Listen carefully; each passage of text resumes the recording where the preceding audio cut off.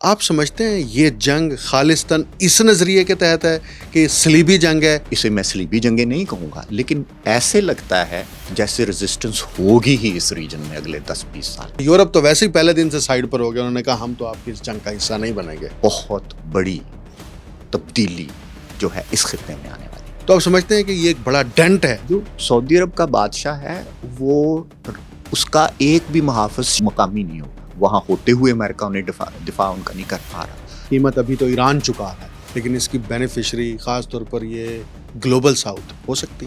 میرے خیال میں یہ جنگ ختم نہیں ہوگی، مجھے یہ لگتا ہے کہ یہ جنگ کا آغاز ہے۔ ایٹم چل سکتا ہے۔ چائنا جیسے میں نے کہا ہے کہ اس کو اس میں کودنا ہی پڑے گا۔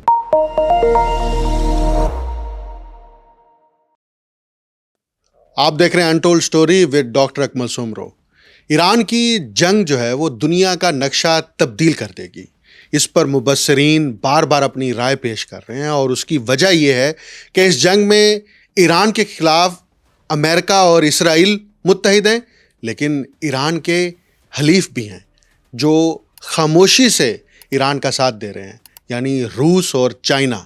یعنی دو بڑی طاقتیں اس طرف ہیں اور دو طاقتیں دوسری طرف ہیں، اور درمیان میں ایران ہے۔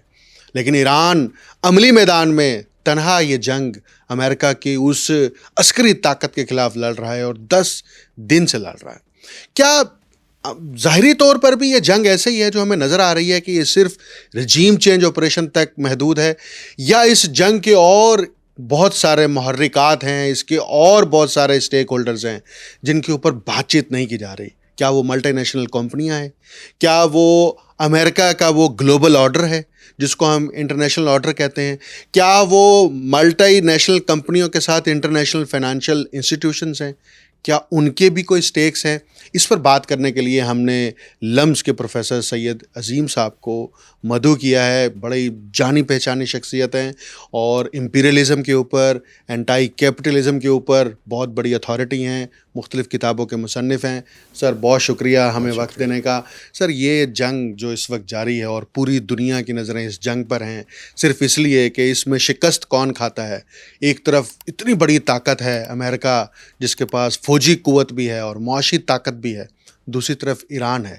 آپ اس جنگ کو کیسے دیکھتے ہیں کہ یہ کیا ماضی کی جنگوں سے مختلف ہے، یا ماضی کی جنگوں کی طرح ہی ہے کہ صرف وسائل کے اوپر کنٹرول کرنا اور رجیم چینج کرنا ہے؟ دیکھیں، بیسیکلی جو جس چیز ہمیں انڈرسٹینڈ کرنے کی ضرورت ہے کہ دو بہت اہم عناصر ہیں جن کے درمیان میں ہمیں دیکھنا پڑے گا کہ یہ واقعات کس طرف کو لے کر جائیں گے۔ ایک تو یہ ہے کہ اس وقت جو کرنٹ جنکچر ہے ہسٹری کا، اس میں ہمیں بڑا واضح طور پر نظر آ رہا ہے کہ انٹر امپیریلسٹ رائیولری جو ہے وہ بہت انٹینسیفائی ہو گئی ہے، اور یہ ایک نان ہیجمونک فیز ہے انٹرنیشنل ریلیشنز کے اندر، انٹرنیشنل پاور ریلیشنز کے اندر۔ اس کا مطلب یہ ہوا کہ جب non hegemonic phase of international relations ہوتا ہے یا انٹر امپیریلسٹ رائیولریز کا دور ہوتا ہے، تو وہاں پر انڈرسٹوڈ ہے ہسٹوریکلی، جیسے ورلڈ وار 1 کے بعد آیا تھا، دنیا ایک نان ہیجمونک فیز میں انٹر ہو گئی تھی۔ اس سے پہلے دنیا میں ایک ہیجمونک فیز ہوتا تھا، کہتے تھے کہ یو کے کا، برٹن کا جو کہیں زوال نہیں ہوتا، ٹھیک ہے۔ تو وہاں ایک قوت سب کو ڈکٹیٹ کروا دیتی ہے، اور باقی جو سو کالڈ انٹرنیشنل کمیونٹی ہوتی تھی وہ اکٹھی ہو جاتی تھی۔ لیکن اس کے بعد ایک دور شروع ہوتا ہے، اور ساتھ ہی وہ دور جو ہے اینٹی امپیریلسٹ اسٹرگلز کا، انٹر امپیریلسٹ رائیولریز کا دور تھا۔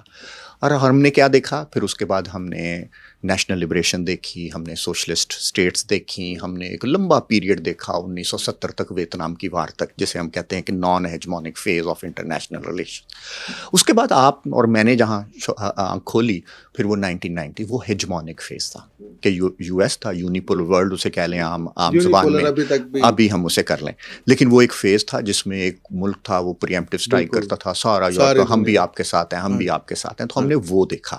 لیکن میرا خیال ہے کہ 2014 سے آن ورڈ، اور سیریا کی جنگ سے، رائز آف چائنا جو ہے وہ دنیا دوبارہ، اور ویسے بھی وہ پرانا سسٹم جس کو وہ ڈکٹیٹ کر رہا تھا یو ایس، وہ ختم ہونا شروع ہو گیا۔ وہ جو وار آن ٹیرر تھی وہ ٹوٹلی ویسٹیج थी यूएस इंपीरियल, इसलिए अफगानिस्तान से भी उसी वापस से जाना टाइम मिल गया चाइना को, और मेरा ख्याल है कि सारा फोकस इसने अपना इस तरफ कर दिया, चाइना उसने देर में।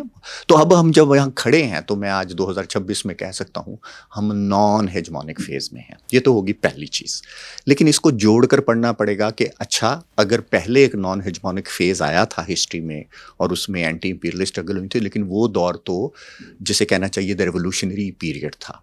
अब बज़ाहिर ऐसे लगता है कि ये at the same time retreat का दौर है रेवोल्यूशनरी फोर्सेस के या रेजिस्टेंस की फोर्सेस के। मैं उसे अपने क्लासिकल सेंस में रेवोल्यूशनरी नहीं कहता, सोशलिस्ट, लेकिन हमास, हिजबुल्लाह, ठीक है, इंडिया के माओइस्ट, इस वक्त पूरी सेंट्रल कमेटी उन्होंने उड़ा दी है। हमास का आपको पता होगा, हिजबुल्लाह भी है। कश्मीर की स्ट्रगल भी आप देखिए 1919 के बाद बहुत ही पीछे गई है।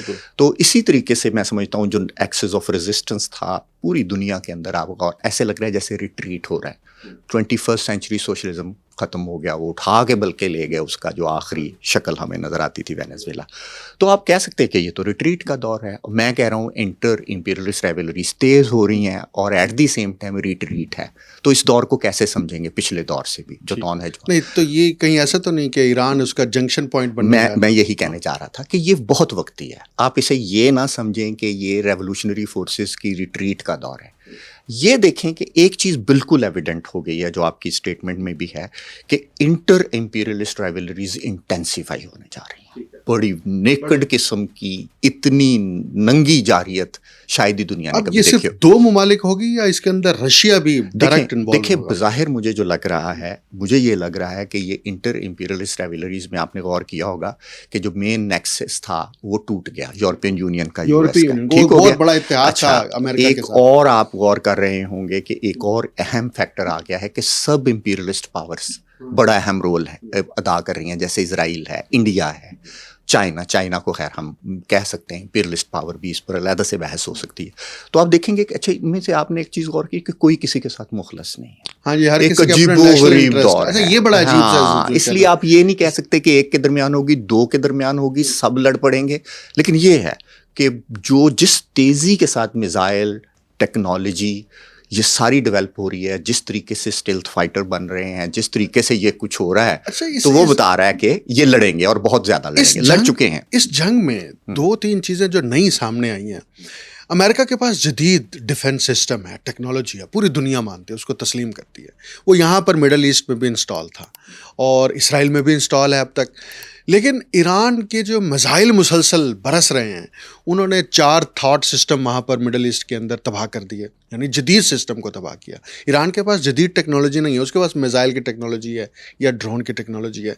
तो कहीं ऐसा भी हो रहा है कि इस इंटर इंपीरियलिस्ट राइवलरी के अंदर अमेरिका की वो टेक्नोलॉजी, जदीद टेक्नोलॉजी, इस जंग के अंदर चैलेंज होने जा रही है, क्योंकि ये कहा जा रहा है कि चाइना और रशिया चुप करके बिल्कुल खामोशी से ईरान को थपकी भी दे रहा है और अपनी टेक्नोलॉजी भी दे रहा है कि इसको इस्तेमाल करें। जी बिल्कुल, बहुत अच्छा सवाल है। मेरा ख्याल है कि जो टेक्नोलॉजी की भी जो एक्सट्रीम थी ना, मुझे लगता है वो टेस्ट हो गई है। हाँ, उसकी वजह बड़ी सिंपल है। देखें यूक्रेन की वार में आप देखें कि अब कोई भी जीत नहीं रहा। शुरू में रूस की टेक्नोलॉजी कितने अरसे से सुन रहे थे, उसके बाद यूक्रेन के पास ये था, पूरे वेस्ट ने अपने सिस्टम दिए। इत हद तक हो गया कि एक मील भी कोई दूसरे पे कब्जा नहीं कर सकता, यानी इतने बंदे मारने पड़ते हैं आगे जाने के लिए। वैसे मारते रहे, मिसाइल मारते रहे। उसका आपने कहा तो मुझे ऐसे लगता है जैसे सेकेंड वर्ल्ड वॉर के बाद ना कोई जीत नहीं सकता था उसमें। वो इतना एक दूसरे को तबाह करके थका के इन्होंने मारना था, तो वो टेक्नोलॉजी की भी लिमिट आ चुकी थी। उससे आगे कोई, एंड पे वो था एटम बम जो चला, उससे आगे कोई टेक्नोलॉजी नहीं थी। इसी तरीके से आप देखें कि टेक्नोलॉजी की एक लिमिट थी, ये मिसाइल, ड्रोन, ठीक है, उसको रोकना, उसको। अब अगली मुझे जो लग रही है कि ये भी अब टेस्ट हुई, रूस की टेक्नोलॉजी, यूरोपियन यूनियन की हुई, किसी हद तक अमेरिका की टेस्ट हुई, लेकिन फिर अगला टेस्ट मुझे लगता है कि जैसे चीन का जो टेक्नोलॉजी है वो टेस्ट हुई बहुत थोड़ी देर के लिए, लेकिन एक्चुअल टेस्ट उसका आ सकता है। वो थी पाकिस्तान और इंडिया की लड़ाई में भी। आपने देखा होगा कि वो पता चला कि नहीं, चीन के पास भी कुछ है। चीन की टेक्नोलॉजी अभी तक टेस्ट नहीं हुई, लेकिन अंडरलाइन वो टेस्ट हो रही है, वो होगी, आगे जाके होगी।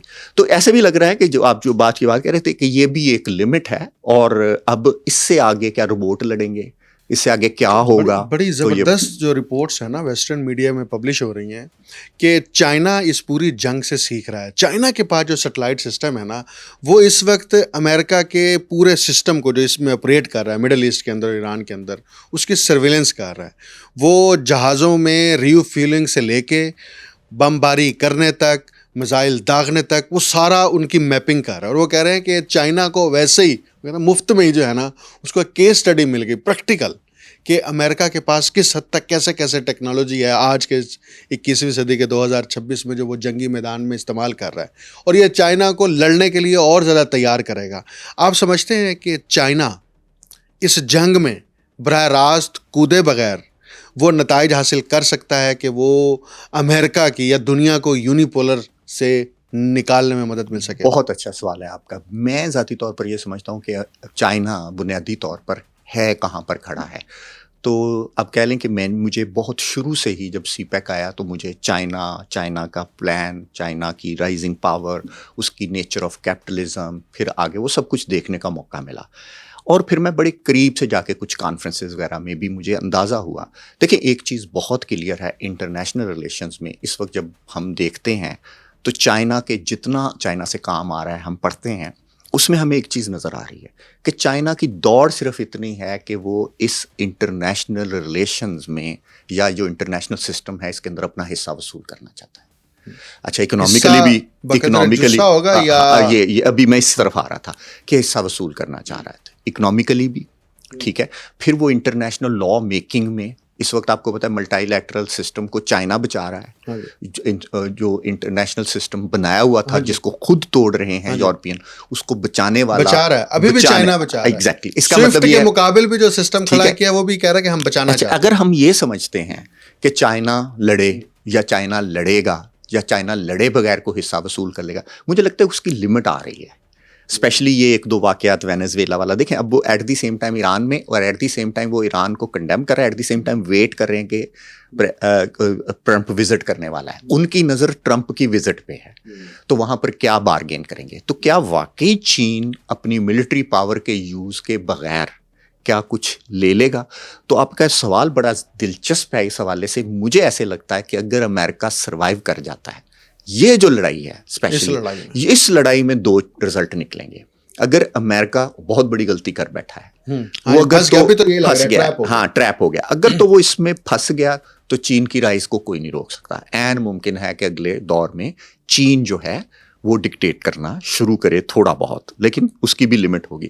لیکن اگر یو ایس سروائیو کر جاتا ہے تو چین کو جو معاشی گینز بھی ہیں وہ بھی رول بیک ہونا شروع ہوں گے.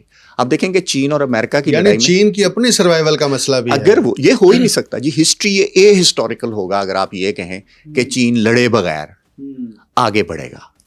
پہلی بات ممکنات نہیں ہے. اچھا اور مین لڑائی جو میں ذاتی طور پر سمجھتا ہوں وہ اب اگلی جو میرا نقطہ نظر یہ ہے کہ اس وقت ملک نہیں چلا رہے. جب میں چائنا کہتا ہوں، جب میں امریکہ کہتا ہوں، میری انڈرسٹینڈنگ بدل چکی ہے. کارپوریشنز ہیں اس وقت جو کنٹریز ہیں نا، ہوسٹ اسٹیٹس اور ہوم اسٹیٹ جو ہے ملٹی نیشنل کارپوریشنز جنہیں ہم گلوبل ویلیو چینز کہتے ہیں. اس وقت ملک جو ایلان مسک چلا رہے ہیں، اڈوانی چلا رہے ہیں اسی طریقے سے. لیکن ابھی چائنا لگ رہا ہے آپ کو اسٹیٹ کیپٹلزم ہے، لیکن اس کی لمٹ ہے. اسٹیٹ کیپٹلزم کتنی دیر تک آگے جا سکے گا؟ اب اس کو تو مجھے ایسے لگتا ہے کہ جیسے جو سرمایہ ہے وہ بالکل اس کی کوئی پلاننگ نہیں ہوتی، اس کی کوئی موریلٹی نہیں ہوتی. تو آپ دیکھ نہیں رہے کہ اس وقت آپ اب بڑا دلچسپ بات ہے کہ موریلٹی کوئی نہیں ہے اس وقت. اس کی وجہ کیا ہے کہ اسٹیٹ پہلے جو لبرلزم تھا، لبرلزم میں ایک چیز آپ نے دیکھی ہوگی کہ جو اکنامکس کی سائنس ہے، جو آپ ایڈم سمتھ کے آج 250 سال، تو وہ اس نے جو کہا تھا، اس نے یہی کہا تھا نا کہ مارکیٹ کو اکنامکس ایگزسٹ نہیں کرتی تھی. There was no separation of economics from society. تو اکنامکس کو تو انوینٹ کیا ایڈم سمتھ جیسوں نے. تو انہوں نے کہا کہ جی اس کا پیور کام انٹرسٹ پروفٹ ہے. تو سوال ہے موریلٹی کس کے پاس ہوگی؟ موریلٹی کی ساری ڈیوٹی لبرلزم کس پر ڈال دیتا ہے؟ اسٹیٹ پر ڈال دیتا ہے. ٹھیک ہے، ہم لبرلزم میں رہے. لیکن اب تو لبرلزم سے آگے ہم نیو لبرلزم میں اب جو بڑا کم ہمارے پروگریسو لوگوں کو بھی پتا ہے کہ لبرلزم اور نیو لبرلزم میں فرق مینلی یہ ہے کہ جو موریلٹی تھی وہ اسٹیٹ کا ڈومین نہیں رہی. کیونکہ اسٹیٹ کو کہا آپ کچھ بھی نہیں, تو اسٹیٹ کا لاجک بھی بن گیا مارکیٹ کا لاجک. تو اسٹیٹ دوسرے الفاظ میں وہ جو سیپریشن تھی اکنامکس اور اکانومی اور پالیٹکس کی, اسٹیٹ اور سول, وہ کولیپس کر دیتا ہے لبرلزم. تو جو موریلٹی ہے وہ اسٹیٹ کے علاوہ, اب جب ہم کہتے ہیں کارپوریٹ سوشل رسپانسبلٹی, ہم اس کو کہتے ہیں کہ کارپوریشن کو موریلٹی, ان کی کیا موریلٹی ہوتی ہے؟ نہیں ہے, ظاہر ہے وہ اسٹیٹ کی موریلٹی. وہ تو ویسے جنگوں کے اندر سے جہاں جی بالکل بات کی, میں جنگوں میں سب سے زیادہ پروفٹ تو یہ کارپوریٹ سیکٹر اٹھاتا ہے. میں اسی لیے کہنا چاہ رہا ہوں کہ یہ اس وقت ہوسٹیج ہیں, جو اسٹیٹ ہے ہوسٹیج ٹو دو. اب اس وقت یہ ہے کہ اے آئی میں شیئر کس کا ہوگا, ہاں جی, اگلی لڑائی میں کس نے لینا ہے, تو اس کے لیے لڑائی ہو رہی ہے بیسیکلی. یہ وہی ہے نا کہ ابھی امریکہ کے اندر جو ہے 2 بڑی اے آئی کی کمپنیاں, ایک اوپن اے آئی, ایک اینتھروپک جو ہے. جی, جب ایک کمپنی نے پینٹاگون کو ریفیوز کیا کہ ہم آپ کے پورے اے آئی کو ایکسیس دیں گے, تو اوپن اے آئی میدان میں آئی, انہوں نے کہا ہمارے ساتھ ایگریمنٹ کر لو, ہم آپ کو ڈیٹا بھی دیں گے, ایکسیس بھی دیں گے, آپ اس جنگ کے اندر استعمال کریں.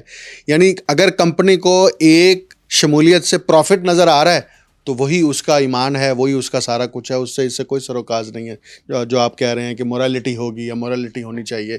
تو یہ جو خود امریکہ کے اوپر بھی یہ الزام نہیں ہے, یہ ایویڈنٹ ہے کہ وہاں کارپوریٹ ڈیموکریسی ہے. تو دنیا میں جہاں جہاں بھی ڈیموکریسی اپنی جس بھی شکل میں موجود ہے, اگر وہاں کارپوریٹ ڈیموکریسی نہیں ہے تو آپ یہ سمجھتے ہیں کہ وہ جمہوریتیں یا وہ ممالک جہاں پہ تھوڑی بہت ریزسٹنس ہے, وہ نیو لبرلزم کے اس ہتھیار اور اس واردات کا مقابلہ کرنے کی ابھی بھی سکت رکھتی ہیں؟ بالکل بھی نہیں. اس کی وجہ ہم نے جو ویسٹ, اسپیشلی میں کہوں گا جو ویسٹرن مارکسزم ہے یا ویسٹ میں جو مزاحمت ہم سمجھتے تھے, وہ بنیادی طور پر سمجھتے تھے کہ سوشل ڈیموکریسی حل ہے. جب بھی کیپٹلزم کرتا تھا, کیپٹلزم کی ریپروڈکشن کی جو فلسفی ہے نا, کیپٹلزم نے اپنے آپ کو ریپروڈیوس کیسے کرتا تھا, جو 1970s میں یا آپ 80s میں, 80s تو خیر آ گیا تھا, نیو رائٹ آ گیا تھا, تو 60s وغیرہ میں تو کیپٹلزم اپنے آپ کو ریپروڈیوس کرتا تھا اسٹیٹ کے تھرو. لیکن اب دلچسپ بات یہ ہے کہ اسٹیٹ کا, میں کہہ رہا ہوں, رول ختم ہو چکا ہے. اگر آپ کہتے ہیں کہ اسٹیٹ اس کو کریکٹ کر لے گی, نہیں, کیونکہ اس کی بنیادی وجہ ہے کہ یہ جو پروٹیکشنزم آپ کو لگ رہا ہوگا کہ ٹیرف وار, یہ اچھا جو پہلے پروٹیکشنزم تھا وہ ہوتا یہ تھا کہ اسٹیٹ کمپنی کو چلا رہی ہوتی تھی, اسٹیٹ کو, کمپنی کو اسٹیٹ کی ضرورت ہوتی تھی. بالکل. آج اسٹیٹس استعمال ہو رہی ہیں نیکڈلی. جو آپ نے اصل بات کہی ہے کہ کیا پہلے بھی ہم کہتے تھے کہ یہ تو کمپنیاں چلاتی ہیں, لیکن کوئی بھرم ہوتا تھا. ہاں جی, بھرم ہوتا تھا, وہ ختم ہو گیا. اب وہی ننگی جاریت آ گئی. اب یہ ٹرمپ جو ہے بنیادی طور پر مارکیٹ اکانومی کی کھلی شکل ہے, پیسے. آپ کا کیا خیال ہے کہ کسی پلاننگ کے تحت ٹرمپ جو ہے وہ اس جنگ میں کودا ہے؟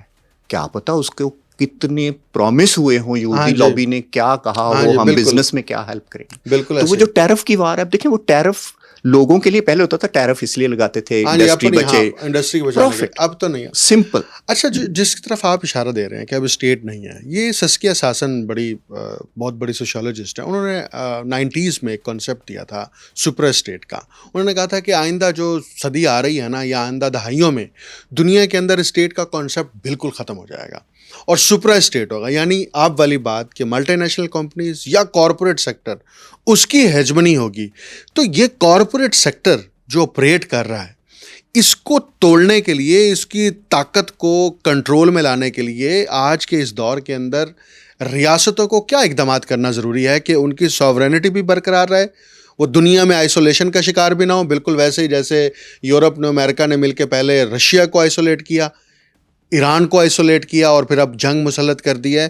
یہ ریاستوں کی ذمہ داری کیا بنتی ہے؟ دیکھیں, یہاں پر ہم ایک غلطی جو ہے وہ نہ کریں. ریاست رہے گی, کیونکہ ریاست بنیادی طور پر اس وقت تک رہے گی جب تک کلاس سوسائٹی ہے, کیونکہ اس نے میڈیشن کرنی ہے, اس نے روکنا ہے, اس نے مطلب اس کا ایک رول ہے کیپٹلزم کی ڈیولپمنٹ کے اندر بھی, سوسائٹی کو چلانے کے اندر بھی. وہ جو ہم کہتے ہیں سپرا نیشنل ہو جائے گا, لیکن وہ اسٹیٹ کا ایک رول ہوگا. اسٹیٹ ختم نہیں ہوگی یا سپرا نیشنل نہیں ہوگی. میں اس کی وجہ بتاتا ہوں آپ کو. 3-4 فیزز میں توڑ لیتے ہیں اسٹیٹ کا رول کیا ہے اور اس کا کیپٹل کے ساتھ کیا تعلق ہے. میں یہاں سے شروع کرتا ہوں, بہت آسان, کیونکہ میں بزنس اینڈ ہیومن رائٹس پڑھاتا ہوں, تو وہاں میں غور کر رہا تھا. ایک چیز بڑی انٹرسٹنگ ہے کہ جو کارپوریشنز ہیں وہ انڈر تھیرائزڈ ہیں. ہمیں بہت کم پتہ ہے کہ یہ کیسے, اتنا کام ہم نے نہیں کیا. اسٹیٹ اوور تھیرائزڈ ہے. ہم غیر ضروری ایمفیسس اسٹیٹ کو انڈرسٹینڈ کیا ہے ہم نے یا اسٹیٹ کو پڑھنے کی کوشش کی ہے. اسٹیٹ کا بڑا چینج ہو جاتا ہے رول, سرمایہ کے مطابق, ریزسٹنس کے مطابق اسٹیٹ کا رول بدلتا گیا. ایسٹ انڈیا کمپنی کا رول کیا تھا, وہ بالکل ڈفرینٹ تھا. پھر وہاں سے آ جائیں کہ جو ہم نے 1970s میں یا ہم نے جب نیشن بلڈنگ پروجیکٹ کیے, تھرڈ ورلڈ کی کنٹریز نے نئی نئی انڈسٹری لگائی, تو وہاں اسٹیٹ ہیلپ کر رہی تھی. ٹھیک ہے, ملٹائی نیشنل کارپوریشنس کو کنٹرول کرنے کی بات ہو رہی تھی 1970s میں نیو انٹرنیشنل اکنامک آرڈر میں. تو وہاں سے ہوتا تھا کہ اسٹیٹ کا ایک رول تھا کیپٹلزم کو بچانے میں, کیپٹلزم کو پروموٹ کرنے میں. 1990 میں جو سپرا نیشنل آپ نے کہا ہے اسٹرکچر ہے, اس میں ہم نے کہا Withering away of the state ختم ہو جائے گی, اب ملٹائی نیشنل. میں اس سینس میں نہیں کہہ رہا, وہ انہوں نے کیا کچھ عرصے کے لیے, لیکن انہیں تھوڑی دیر بعد ہی تقریباً 1999 تک انہیں پتہ چل گیا کہ جو اسٹیٹ کو مارکیٹ کی امپرفیکشنز کو ڈیل کرنا ہے, لہٰذا وہ اسٹیٹ لے کے آئے. لیکن جو 1970s کی اسٹیٹ فار پیپل تھی, کیپٹلزم کا وہ شکل جو لوگوں کو بھی کچھ دے, اس کے بجائے سوشل ڈیموکریسی جسے ہم کہتے ہیں, اسٹیٹ فار پیپل آئی, صرف ریگولیشن کی حد تک. ٹھیک ہے, اور ریگولیٹری باڈیز کی, تو اسٹیٹ فار مارکیٹ آئی. اچھا, اس کے بعد انٹرسٹنگ بات ہے, اب ایسے لگتا ہے اسٹیٹ فار کارپوریشنز ہے, یہ مارکیٹ بھی نہیں, اس وقت کمپلیٹلی ہوسٹیج ہے. اچھا, اس میں ایک بات ہے کہ یہ جو جنگ ایران کے اوپر مسلط کی گئی ہے, ابھی خود امریکی انٹلیکچوئلس کی طرف سے اور ریلیجیس اتھارٹیز کی طرف سے ایک امپریشن دیا گیا, اگرچہ اس کو انیشیٹ اسرائیل نے کیا, کہ ہم اس کو صلیبی جنگ کا تناظر دیں اور اس کو مذہبی شکل دیں کہ یہ عیسائی اور یہودیوں کا اتحاد ہے اور یہ مسلمانوں کے خلاف جنگ ہے. آپ سمجھتے ہیں یہ جنگ خالصتاً اس نظریے کے تحت ہے کہ صلیبی جنگ ہے, یا اس کے پیچھے کوئی مخفی ہی محرکات ہیں جو کام کر رہے ہیں اور یہ صلیبی جنگ کا تاثر دے کے صرف ایک چھوٹے لیول پہ یا مقامی سطح پر امریکہ اور اسرائیل اپنی سپورٹ حاصل کرنا چاہ رہا ہے پبلک کی؟ یہ آپ نے بہت انٹرسٹنگ کویسچن کیا ہے. میں اب ٹوٹلی اگر یہاں سے ریلیجن کے کویسچن کو ڈسکارڈ کر دوں, لیکن ایک دیکھیں ایک بڑی انٹرسٹنگ سینیریو ہے اور بہت انٹرسٹنگ, جہاں سے میرا خیال بات آگے بڑھ سکتی ہے. مجھے لگتا ہے کہ پورے سرمایہ دارہ نظام کے خلاف ریزسٹنس ہو ہی اس ریجن میں رہی ہے, جو ہم شروع ہوئے ہیں 1990 سے. اچھا, تھوڑی دیر کے لیے آیا, انہوں نے سیلیبریٹ کرنا شروع کر دیا وہ 21st سینچری سوشلزم. اس قدر ناکام وہ پراپوزیشن تھی کہ آپ نے اندازہ کیا ہوگا, بغیر مزاحمت کے ان کا صدری اٹھا کے لے گئے, ایک کے بعد دوسرا ملک. کیونکہ اس کا مطلب ثابت ہو گیا کہ جمہوریت اور اسٹیٹ کے تھرو ریزسٹنس نہیں ہو سکتی. یہ سب جو یہ کارٹون ٹائپ, سوری مجھے کہنا پڑ رہا ہے, ممدانی ٹائپ, یہ نہیں ہے, یہ اسٹیٹ کے تھرو کچھ نہیں ہوگا. اب آپ حیران کن حد تک میں واپس آتا ہوں کہ یہ ریزسٹنس اسی ریجن میں کیوں ہو رہی ہے. اگر اسی ریجن میں ہو رہی ہے اور یہ ڈومیننٹلی مسلم پاپولیشن کا علاقہ ہے, تو پھر کہا جا سکتا ہے کہ اس کا یہ آسپیکٹ امپورٹنٹ ہوگا اگلی ریزسٹنس کے لیے. مجھے لگتا ہے کہ اسے میں صلیبی جنگیں نہیں کہوں گا, لیکن ایسے لگتا ہے جیسے ریزسٹنس ہوگی ہی اس ریجن میں اگلے 10-20 سال اور 30 سال. یعنی دنیا میں تبدیلی کی بنیاد شاید اس ریجن میں رکھی جائے. اور آپ کہیں کہ میں اسلام کو سائڈ پہ رکھ کے اور یہاں صرف وہ پالیٹکس کر سکوں گا, نہیں کر سکوں گا. صلیبی جنگ ہو نہ ہو, لیکن اس ایک بڑے خطے میں جہاں پر اسلام ہے, مسلم ممالک ہیں, ان کے وسائل کو لوٹا جا رہا ہے اور کوئی 200 سال سے ایسے ہو رہا ہے اور ایک بڑی لڑائی ہے. تو مجھے لگتا ہے کہ جیسے ایک اسپیشلی پچھلے 30-40 سال تو مسلم کنٹریز کے لیے 3 decades آف ہیومیلیشن ہے, شدید ہیومیلیشن ہے. یعنی اس حد تو راہ اس کا ریئیکشن آئے گا, اس کا ریئیکشن بڑی آرگنائزڈ شکل میں آئے گا.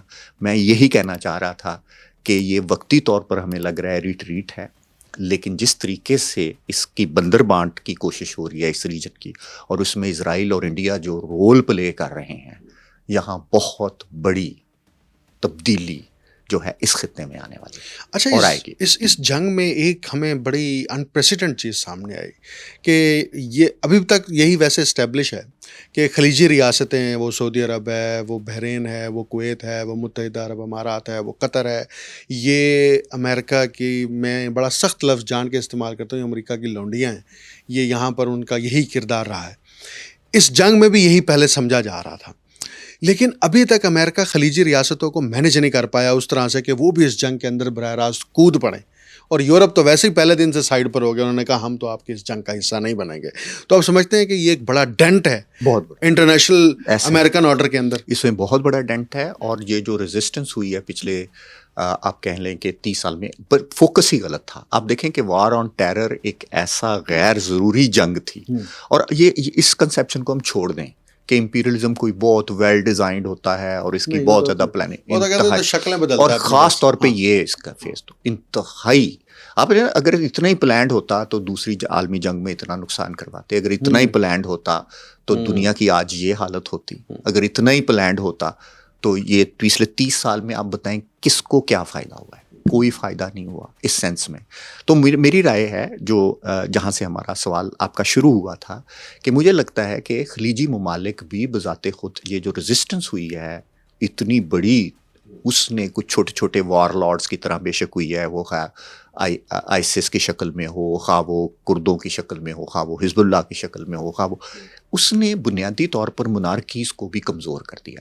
جو سعودی عرب کا بادشاہ ہے وہ، اس کا ایک بھی محافظ شاید، اگر میں غلط نہیں ہوں، شاید مقامی نہیں ہوگا. مقامی نہیں ہے ہی نہیں. ان کی سیکیورٹی اسٹریٹجی ہے یا امریکنز ہیں یا کوئی اور ہے، پاکستانی ہوگا. ٹھیک ہے. تو کہنے سے مراد ہے ٹرائبل سوسائٹیز ہیں، ایک ٹکڑوں کئی ٹکڑوں میں، اور وہاں سے جو نیچے سے ریزسٹنس ارد گرد سے شروع ہوئی ہے وہ اب اندر بھی چلی جائے گی. تو مجھے لگتا ہے کہ یہ بہت کمزور ہو کے یہاں سے نکلیں گی منارکیز اسپیشلی. اور دوسرا، ان کا جو ریلائنس تھا امریکہ پہ وہ بالکل ہی ختم ہو گیا. وہاں ہوتے ہوئے امریکہ انہیں دفاع ان کا نہیں کر پا رہا. تو زیادہ تبدیلی بڑی گراس روٹ پہ جائے گی. میں اب آخری سوال کروں گا. آپ یہ سمجھتے ہیں کہ یہ جنگ جب بھی اپنے اختتام کی طرف بڑھے گی، مہینے بعد، 15 دن بعد، 2 مہینے بعد، تو اس میں دنیا کی شکل بالکل مختلف ہوگی، اور یقیناً اس کی قیمت ابھی تو ایران چکا رہا ہے، لیکن اس کی بینیفیشری خاص طور پر یہ گلوبل ساؤتھ ہو سکتی؟ میرے خیال میں یہ جنگ ختم نہیں ہوگی، یہ ایک لمبی جنگ کا آغاز ہے. میں ذاتی طور پر یہ سمجھتا ہوں امریکہ یہاں کچھ بھی کر کے چلا جائے، یہاں کچھ بھی ہو جائے.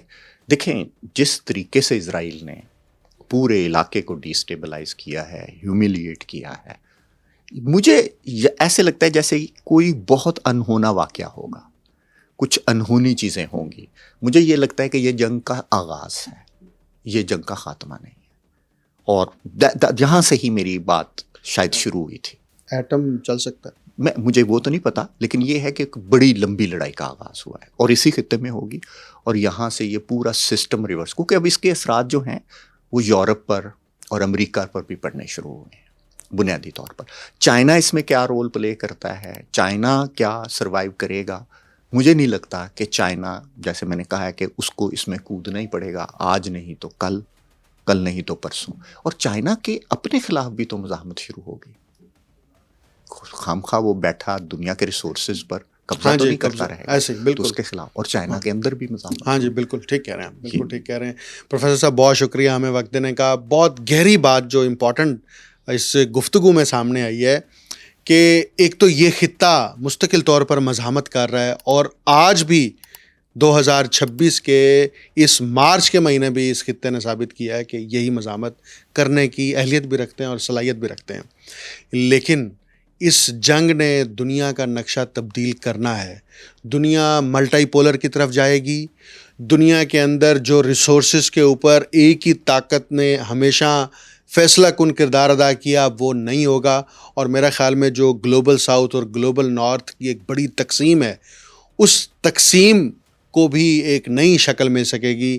لیکن ایک بات اہم یہ ہے کہ ایران کی قوم، ایران کی حکومت اور ایران کی فوج نے یہ ثابت کیا ہے کہ وہ دنیا کے طاقتور ترین ملک، ایک نہیں 2 ممالک کا تن تنہا بھی مقابلہ کرنے کی صلاحیت رکھتے ہیں، اور یہی عزم جو ہے دنیا کا نقشہ بدلنے کا پیش خیمہ ثابت ہوگا.